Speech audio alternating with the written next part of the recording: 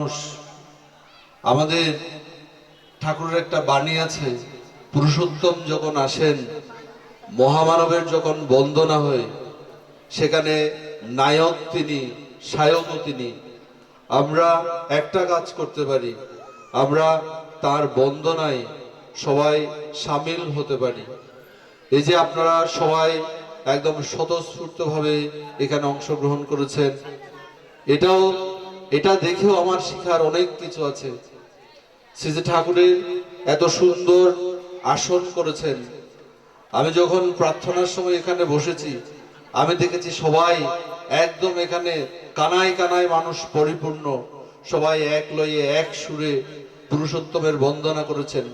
এটা দেখাও সৌভাগ্যের ব্যাপার। এগুলো দেখে আমারও অনেক কিছু শেখার আছে। আমার আগে অনেকেই আলোচনা করেছেন, একদম সারগর্ভ আলোচনা। আমি এখানে যতক্ষণ বসেছিলাম, আমি সেই আলোচনাগুলো শুনছিলাম, ওখান থেকে আমারও শেখার অনেক কিছু আছে। এভাবে আমরা যখন তার পথে চলি, বিভিন্ন জায়গায় যাই, আমরা বিভিন্ন পরিবেশে শ্রী ঠাকুরের বন্দনায় আমরা যখন উপনীত হই, আমরা অনেক কিছু জীবনের চলার পথের অনেক পাথেও আমরা অর্জন করতে পারি। আজকে আলোচনার যে বিষয়বস্তু দেওয়া হয়েছে, আমি চেষ্টা করব দু একটা কথা সেখান থেকে বলার জন্য। এখানে বলা হয়েছে ঈশ্বর এক, ধর্ম এক, আর যুগে যুগে প্রেরিত যারা আসেন তারাও এক। এখানে একটা কথা আমি বলি, যুগে যুগে মহামানবেরা আসেন, নবীজি এসেছেন, যীশু খ্রিস্ট এসেছেন, ভগবান শ্রীকৃষ্ণ এসেছেন, ভগবান রামচন্দ্র এসেছেন। তারপর এই যুগে আমরা রামকৃষ্ণ পরমহংসদেবকে পেয়েছি, গৌরাঙ্গ মহাপ্রভুকে পেয়েছি, শ্রী শ্রী ঠাকুর অনুকূল চন্দ্রকে পেয়েছি। এক মানে কি, তাদের মধ্যকার তুলনায় আমরা যাব না, কারোর সাথে কারো তুলনা করতে নেই।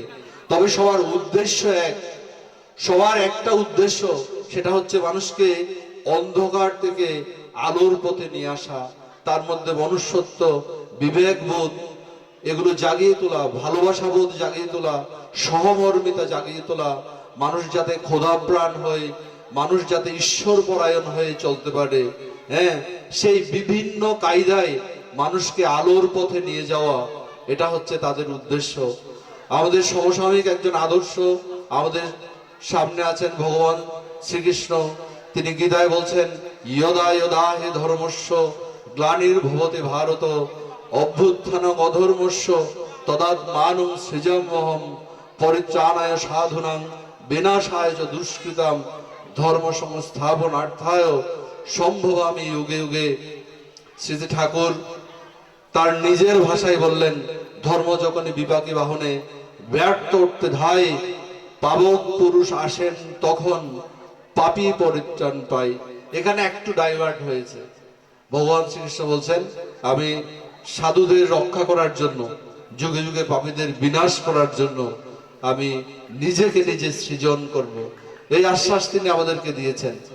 শ্রী ঠাকুর এবার একটু ঘুরিয়ে বললেন যে সাধু পরিত্রাণ পাবে, পাপীও পরিত্রাণ পাবে। তিনি আরেকটা জায়গায় বললেন, এবার করি বলিবা অতি চমৎকার, আমি হেন বুঝতে নারী অন্যে কোন ছাড়। এবার তিনি আর বধ করতে আসেননি। শ্রী ঠাকুরকে বললেন, রামচন্দ্র এসে রাবণ বধ করেছে, আর ভগবান শ্রীকৃষ্ণ এই যে জরাসন্ধ, কংস, দুর্যোধন ইত্যাদিকে বধ করেছে, আপনি কাকে বধ করবেন? শ্রী ঠাকুর বললেন, আমি এবার বধ করতে আসিনি গো, আমি বশ করার জন্য আসছি। আমি বশ করব। এবং এই যে দণ্ড দেওয়া, আমরা মহাভারতে দেখেছি, পাপী যে সে তার দণ্ড পেয়েছে, আর শ্রী ঠাকুর এবার শাসন দিলেন। তবে এমন শাসন এটা জগৎ আগে দেখেনি, সেটা হচ্ছে প্রেমের শাসন। শ্রী ঠাকুরের জীবদ্দশায় আপনারা শুনেছেন, হেমচন্দ্র, কবি হেমচন্দ্র, আমরা একটা ছোটবেলায় পাঠ্য বইতে পড়তাম, দারাপুত্র পরিবার তুমি কার কে তোমার।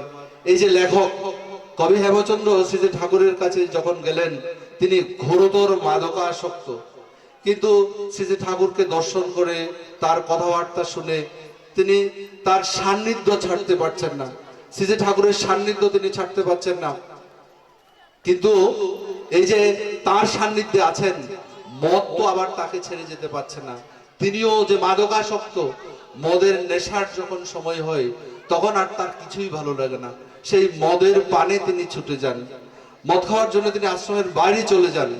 শ্রীজি ঠাকুর একদিন দুই দিন খেয়াল করলেন, আরেকদিন কবি হেমচন্দ্রকে বললেন, হেমদা আপনি তো আমার অতিথি, আপনি আমার আশ্রিত, তো আপনার যা যা কিছু দরকার সবকিছু দেওয়া আমার কর্তব্য, তো আমি খেয়াল করেছি আপনি মদ খাওয়ার জন্য বাইরে যান, আপনি মদ খাওয়ার জন্য বাইরে কেন যান, আমার এখানেই আমি ব্যবস্থা করে দেব। ঠাকুরের ডিসপেন্সারি ছিল, ওখানে এই যে অ্যালকোহল থাকে, হোমিওপ্যাথি ওষুধ বানানোর জন্য অ্যালকোহলের দরকার হয়, কিন্তু সেই অ্যালকোহলকে একটা বিশেষ প্রক্রিয়ায় ডাইলিউশন করে শ্রীজি ঠাকুর মদ তৈরি করলেন আর নিজ হাতে হেমদাকে খেতে দিলেন। হেমদা প্রথমে একটু ইস্তস্ত করলেও ভালো করে আরামসে খেলেন, একদিন খেলেন, দুদিন খেলেন, 3 দিন খেলেন, ধীরে ধীরে তার ভাবোদয় হলো। এই পবিত্র হাতের স্পর্শে কত মানুষের জীবন পরিবর্তন হয়, একজন মানুষকে দর্শন করার জন্য কত জায়গা থেকে মানুষ ছুটে আসছে, আর এই তার পবিত্র হাতে আমি মদ খাচ্ছি, না না এটা আমার বিরাট একটা ভুল হচ্ছে। শ্রীজি ঠাকুর আরেকদিন যখন মদের গ্লাস হেমকবির দিকে এগিয়ে দিলেন, হেমকবি বললেন, ঠাকুর না, আমি আপনার এই পবিত্র হাতে আমি আর মদ খেতে পারবো না। এই যে মদ ছাড়লেন, হেমকবি তার মাদকাসক্তি চিরতরে বিদায় নিল। তাইলে শ্রীজি ঠাকুর দেখালেন কিভাবে প্রেমের পরশ দিয়ে একটা মানুষের জীবন তিনি আমূল পাল্টে দিতে পারেন। এই জন্য যুগে যুগে মানুষ তার প্রেমের পরশ পেয়ে এসেছে। এই যে এটার ধারাবাহিকতাকে দেখেন, যে নিত্যানন্দ যখন হরিনাম প্রচার করছিল, জগাই মাধাই যে মাতাল হয়ে কলসির আঘাতে তার মাথা ফাটিয়ে দিল, আর তিনি কি বলবেন, মেরেছিস কলসির কানা, তাই বলে কি প্রেম দেব না, এভাবে আঘাত প্রাপ্ত হলেন, ধর করে রক্ত ঝরে পড়ছে, আর তিনি জগাই মাধাইকে জড়িয়ে ধরলেন। এই যে জগাই মাধাইয়ের মনে অনুতাপের সৃষ্টি হলো, তারা তার শিষ্যত্ব গ্রহণ করলেন আর হরিনামে জগৎকে মাতোয়ারা করে দিলেন। এভাবে একটা লিঙ্ক আমরা খুঁজে পাই, যুগে যুগে কি করে এভাবে প্রেম দিয়ে, ভালোবাসা দিয়ে মহামানবেরা তাদের যে মিশন এটা পৃথিবীতে বাস্তবায়িত করে চলেছেন। শ্রীজি ঠাকুর এভাবে বহু মানুষকে অন্ধকার থেকে আলোর পথে ফিরিয়ে আনলেন। তিনি যজন যাজন ইষ্টভৃতি সস্তয়নী সদাচার প্রবর্তন করলেন। এই যে অমোঘ বিধান, যজন যাজন ইষ্টভৃতি সস্তয়নী সদাচার, এগুলো পরিপালনের মধ্য দিয়ে আমরা দেখি এই যে বিভিন্ন জায়গায় যাই, কত মানুষ খুব বড় মুখ করে বলে, কোথায় ছিলেন ঠাকুরকে ধরে আজকে তারা কোথায় দাঁড়িয়ে আছেন। আমি গত কয়েকদিন আগেও 2008 সালের জুলাই মাসে আমাদের দেওঘর থেকে যে আলোচনা পত্রিকা প্রকাশিত হয়, আমি কয়েকদিন আগে আমি পুরাতন আলোচনা পত্রিকাগুলো আমার সংগ্রহে রাখি, এবং যখন সময় পাই এই যে ভাত খেয়ে বসি, সাথে সাথে ঘুমোতে যাই না, আমি মাঝে মাঝে আলোচনা পত্রিকাগুলো খুলে দেখি। তো বিনাপানি নামের গুয়াহাটি, আসামের গুয়াহাটি অঞ্চলের একজন মা, বিনাপানি মা, তিনি শ্রীজি ঠাকুরের দয়ার কথা বলছেন।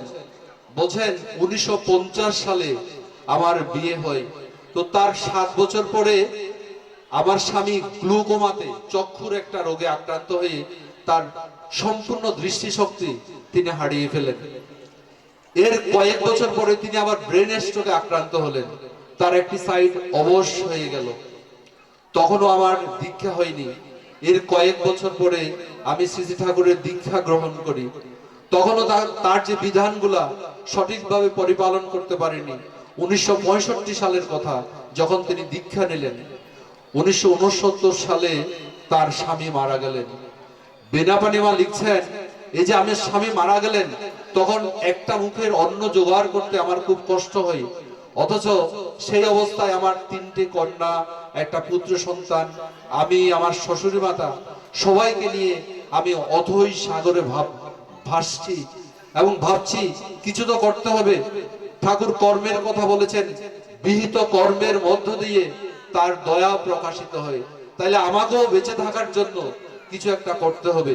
তিনি একটা উপায় উদ্ভাবন করলেন, সেটা হচ্ছে কাগজের ঠোঙা বানিয়ে বাজারে বিক্রি করা, এবং সত্যি সত্যি বাজারে ভালো বিক্রি হতে থাকলো, এবং সেই থেকে যে অর্থ আয় হয় সেই অর্থ দিয়ে তার ঘর চলে, পরিবার চলে, সেই অর্থের একটা অংশ দিয়ে তিনি ইষ্টভৃতি করেন।